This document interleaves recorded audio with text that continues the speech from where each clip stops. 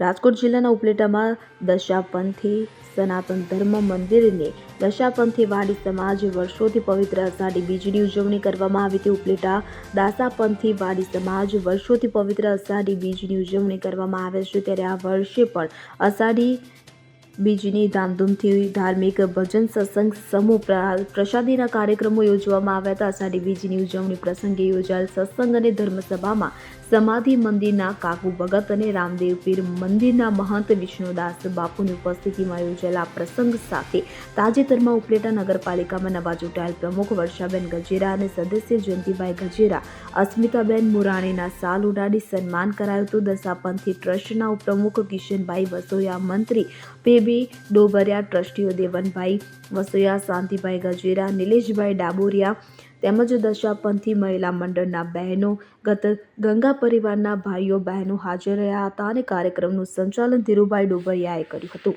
આજે 27/6/2025 અષાઢી બીજના પવિત્ર દિવસે અમારા ગંગા પરિવારમાં ચૂંટાયેલા અસ્મિતાબેન મુરાણી, જયંતિભાઈ ગજેરા અને અમારા પ્રમુખ તરીકે ચૂંટાયેલા છે વર્ષાબેન ગજેરાનું અમારા ટ્રસ્ટી મંડળ તરફથી આજે સ્વાગત કરેલ છે. આ પરમ પૂજ્ય દિવસે મારા દશારામ બાપાના સુધાને અમે એક મહાપ્રસાદનું આયોજન કરેલ છે અને આ દિવસે અમે 3 થી 4 વ્યક્તિઓ આજે પ્રસાદી લીધી છે અને આ પવિત્ર દિવસે અમે બધી રસોઈ બહુ પવિત્ર ધ્યાનથી મનથી બનાવીએ છીએ.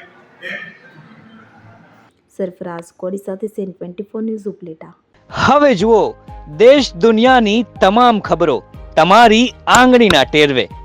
ઉઠાવો મોબાઈલ અને ગૂગલ પ્લે સ્ટોર પરથી ડાઉનલોડ કરો અમારી CN24 ન્યૂઝ મોબાઈલ એપ.